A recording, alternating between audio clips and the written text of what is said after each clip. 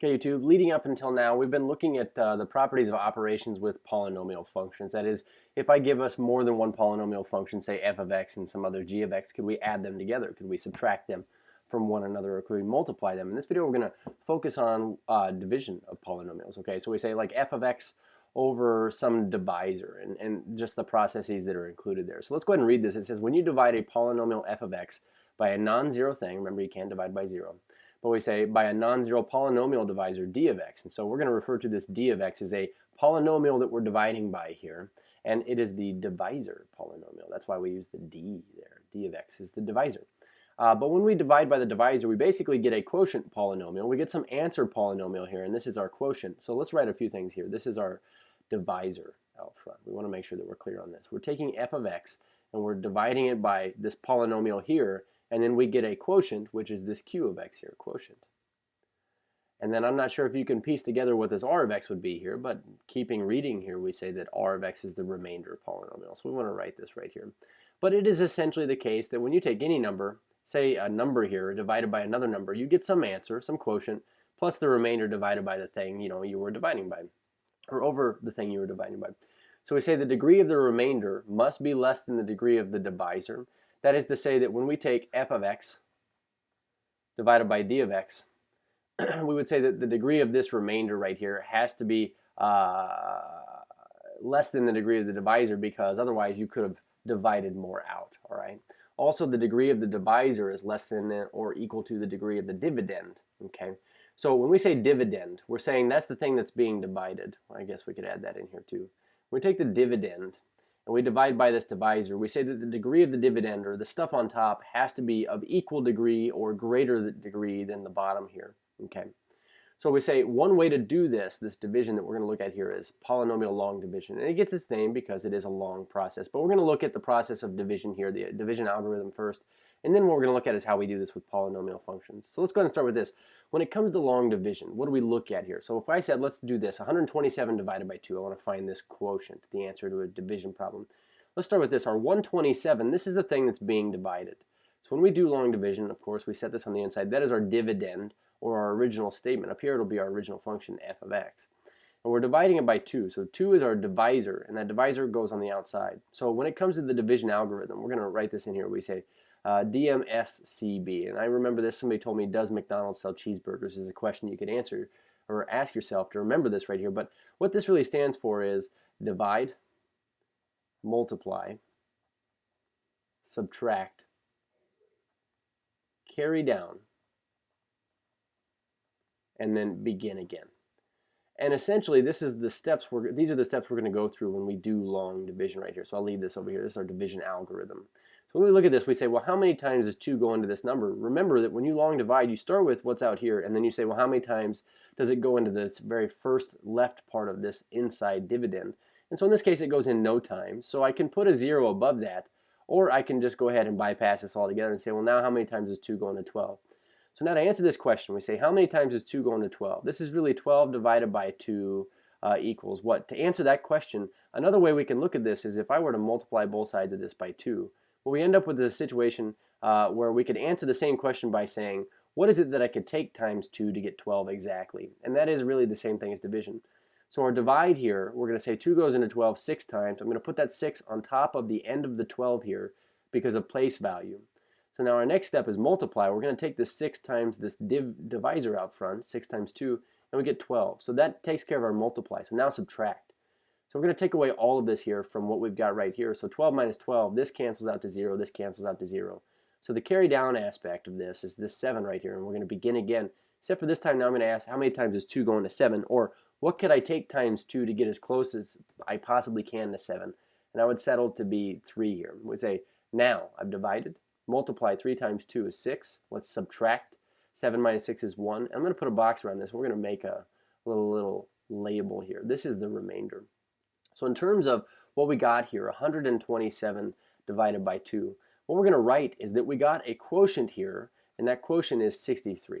Quotient is 63. So we got 63 plus now the remainder, which is this part of it, over the thing we were dividing by. And in this case, we were dividing by 2. So another way to write this, of course, is 63 and a half, or you could write this as 63.5 is what a calculator would tell you. But basically our division algorithm holds true in long division, and we always end up with either a remainder or not, and we always write this as the quotient plus the remainder over the thing we were dividing by. So if this process makes sense to you, then what we're about to do here for the first time is polynomial long division, where we're going to take this fourth degree polynomial function divided by this second degree polynomial function. So a quartic divided by a quadratic. So the first thing I'm going to do is I'm going to rewrite this. I'm going to say let's take 4x to the fourth plus 5x minus 4. You don't have to do this. I'm doing this because it's a note sheet and I want to make sure we get this on here.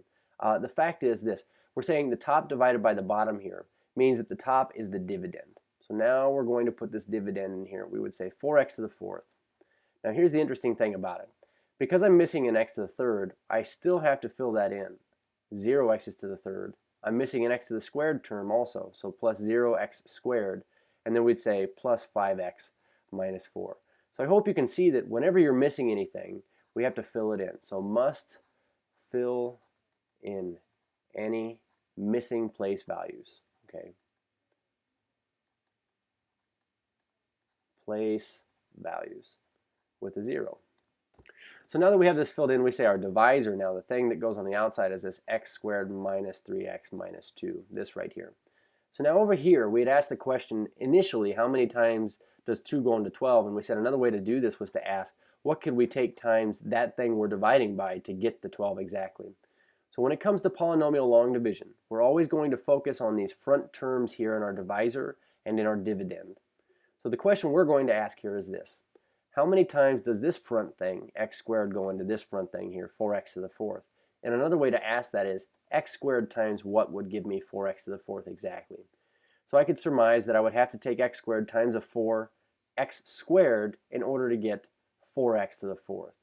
So because I say 4x squared is what I could take times x squared to get this to turn into that exactly, the 4x squared belongs on top of the x squared term in your dividend. And this has to do with place value, okay? So now we've done our division. What we're going to do now is we're going to take this and we're going to multiply it by our entire divisor, excuse me.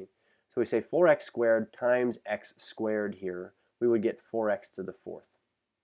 Now 4x squared times a negative 3x, well, 4 times negative 3 is negative 12. X times x squared is x to the third, so we'll put that underneath our x cubed term here. And then 4x squared times negative 2 is negative 8x squared. So in the grand scheme of things, we divided and now we've multiplied. So now what we need to do next is subtract. So when it comes to subtraction, the thing here is this. We are subtracting off this entire quantity. So I'm going to put parentheses around this, and I'm going to emphasize that this is a very important thing. You have a negative in front of an entire set of parentheses. So before we subtract this, what we're going to do is we're actually going to rewrite this as addition, adding the opposite here. So now this will look like this, and your 4x to the fourth and negative 4x to the fourth will cancel. So now we have 0x to the third plus 12x to the third, which is really 12x to the third. 0x to the second plus 8x to the second is 8x to the second. And now in our division algorithm, we're going to carry down this next term. We're going to start again. Except for this time, now when we do our division, we're going to say how many times does this x squared go into 12x cubed?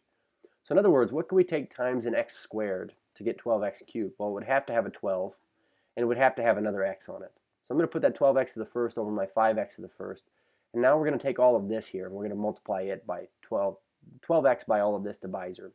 So 12x times x squared is 12x cubed. We should get that. 12x times negative 3x would be negative 36x squared, and then 12x times a negative 2 here would give us a negative 24x's. So again, we're taking off all of this. So we're going to rewrite it as add the opposite of everything in here. And so when we add these up, our 12x cubes cancel out. We get left with, looks like here, altogether 44x's squared plus 29x, and we're going to carry down our 4, and we're going to start one more time. Except for this time we say, what could I take times x squared to get 44x squared? I think the answer here would be 44. So again, 44 times x squared is 44x squared. 44 times a negative 3 here would be a negative 132x, I think. Let's see, 40, 120, yeah. And when we say 44 times a negative 2 would be negative 88. So something I want you to notice here, we're going to subtract all of this and rewrite it as addition of the opposite. But is that we got a remainder. We're going to get a remainder on this. And so it looks like we get 152 x's, and it looks like plus 84. This thing right here, let's put a little note around this. This is our remainder. And when we write our quotient here, which is this part right here, quotient, what we're going to see is this. When we took this divided by this, our answer came out to be our quotient, 4x squared plus 12x plus 44, plus now the remainder over the thing we were dividing by, which the thing we were dividing by was x squared minus 3x minus 2. So our remainder is what we're going to put up in here, 152x, and I apologize for it not fitting very well here. I should have drawn this a little bit better. But we'd say that this right here is our quotient plus our remainder, and exactly what we're going for here. So these other two examples here, I apologize for the length of this video, but let's go ahead and take a look at least at the first one together. I'll leave the second one for you. So we have our dividend. Let's go ahead and put our dividend on the inside, x cubed minus x squared minus 2x plus 8. And out here we'll put our divisor, x minus 1. So let's go ahead and get this started. We say, how many times is x go into x cubed, or what could I take times x to get x cubed exactly? Well, the answer there would be an x squared. We would take it times an x squared. So x squared times x is x cubed. X squared times negative 1 is negative x squared. So in this case, we're going to subtract all of this, which means adding the opposite. Now we get this is negative and this is positive. So that cancels, and as a matter of fact, this cancels. We'll just carry this down, and we'll start up again. So I say, now what could I take times x to get negative 2x? We'll take it times a negative 2. So I get negative 2 times x is negative 2x. And here's the funny thing about this. Negative 2 times a negative 1 here gives me a positive 2. So by putting this here, we say, well, what would I take this away from? It's worth our time to go ahead and carry down this 8 right now. So we're going to subtract all of this right here. So adding the opposite, we now get this, where these cancel, and I get left with 8 minus 2 is 6. So that right there is our remainder. And I'm going to write this up here. We say plus 6 over x minus 1. So our entire quotient would be x squared minus 2 plus the remainder, which was 6 all over x minus 1. This would be the answer to our quotient here. So go ahead and check out number 2 here and see what you get. Cheers.